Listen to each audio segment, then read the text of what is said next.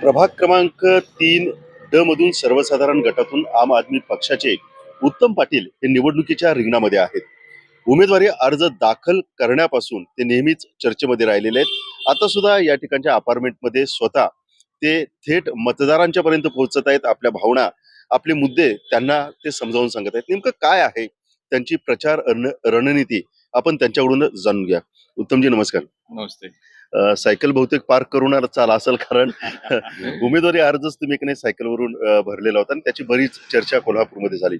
सध्या आता एक नाही आम आदमी पक्षाकडून आपण हा जो एक गॅरंटी कार्ड, हा जो गोष्ट घेऊन मतदारांच्या पर्यंत जात आहे, नेमकं काय आहे याच्यामध्ये?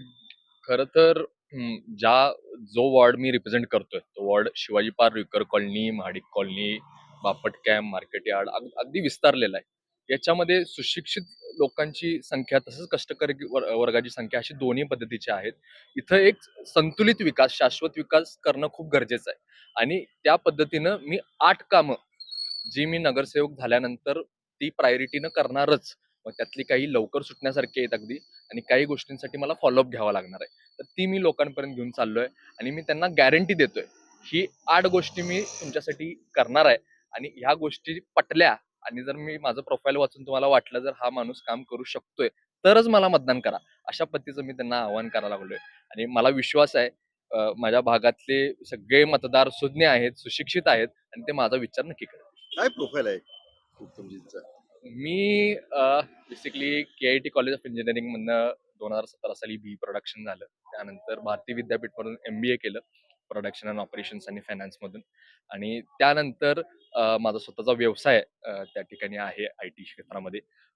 शिक्षणासोबत आणि व्यवसायासोबत मला राजकीय दृष्टिकोनातनं किंवा कुठलाही प्रश्न जर ह्या देशातला, ह्या राज्यातला, ह्या कोल्हापूरचा जर सोडवायचा असेल, तर त्याला राजकीय पद्धतीनं डील केलेलं तरच तो सुटू शकतो. अशी माझी एक धारणा आहे आणि म्हणून मी राजकारणात एक युवक म्हणून, तरुण म्हणून तळमळीनं उतरतोय. हेच माझं प्रोफाईल आहे आणि मी व्यवस्थित सोल्युशन ओरिएंटेड अप्रोचनं चाललोय. मी आता फक्त तुम्ही जे काही गॅरंटी कार्ड मध्ये 8 गोष्टी दिल्या, ते इंग्रजीमध्ये सुद्धा आहेत आणि मराठीमध्ये सुद्धा आहेत, पण या गोष्टी होण्यासारख्या आहेत? 100% होण्यासारखे आहेत. आज माझ्या प्रभागामध्ये गार्डन वेस्टचा मोठ्या प्रमाणात प्रॉब्लेम आहे. कारण की आमच्या इथं बंगल्या आणि अपार्टमेंटची संख्या मोठ्या प्रमाणात आहे एका भागामध्ये. तर तिथं जे पानं पडतात, त्यांचं पुढं काय करायचं? हं. नुसता गोळा करून ट्रॅक्टरमध्ये टाकून डंप करणं हा एक त्याच्यातला सोल्युशन झाला. दुसरा, त्या वाळलेल्या पाण्यांमधून पल्व्हरायझेशन करून आपण त्याच्यावरती एन्झाईम्स टाकून, केमिकल टाकून जर त्याचं खत करू शकलो बारीक करून, तर मोठ्या प्रमाणात आपल्याला एक अल्टरनेटिव्ह इन्कम सोर्स, कारण की महापालिकेची परिस्थिती तुम्हाला माहिती आहे. एक उत्पन्नाचा स्रोत आपण त्यातनं तयार करू शकतो. हे माझं विजन आहे. हा प्रोजेक्ट मला त्या ठिकाणी त्या प्रभागामध्ये राबवायचा आहे. आमच्या इथं रिक्षा पार्क असेल, जाधववाडी चौक असेल, पुढे शिवाजी पार्कात पुढे आला 7 डेज शाळा असेल, इथं मोठ्या प्रमाणात ट्रॅफिकचं ब्लॉकेज होतं. हं.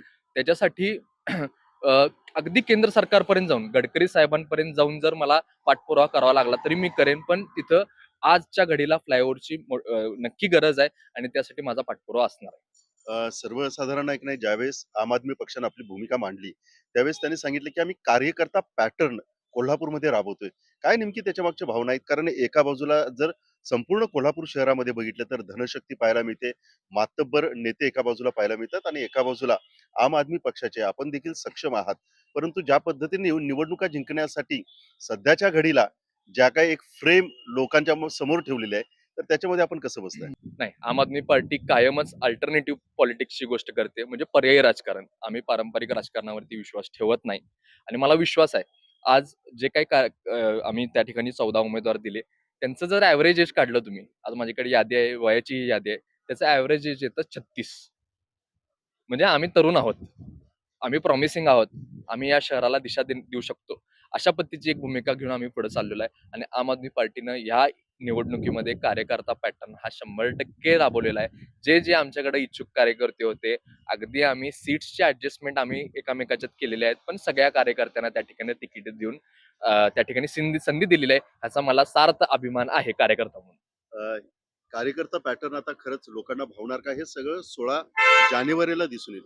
पण तुर्तास एक गोष्ट मला जाणून घ्यायला आवडेल, आणि ते म्हणजे तुम्ही मतदारांच्या मध्ये आपली भूमिका, हे गॅरंटी कार्ड पोहोचवत असताना नेमकं काय मतदारांच्या मनामध्ये किंवा काय चाललेलं आहे, काय मतदार तुमच्याशी बोलतात?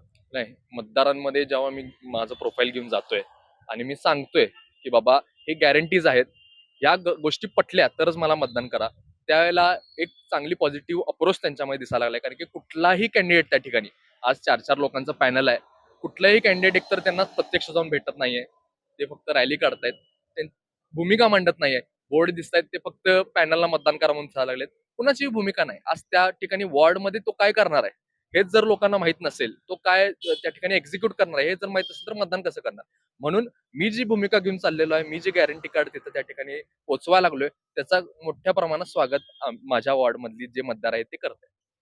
तर एकंदरीत जे काही गॅरंटी कार्ड घेऊन ते मतदारांच्या पर्यंत पोहोचतायत. उत्तमजी असं म्हणतात, की ही सगळ्या गोष्टी मतदारांना म्हणजे भावताहेत. त्यांना या गोष्टी पटतायत.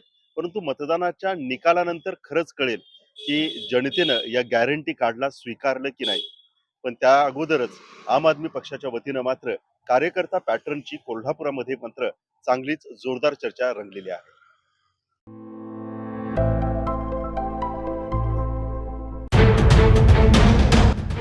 राजकारणातला किंग मेकर, सत्तेच्या सारी पटलावरील वोट कटर, बाजी पलटवणारा गेम चेंजर. पण अखेर या महापालिकेत कोण ठरणार धुरंधर?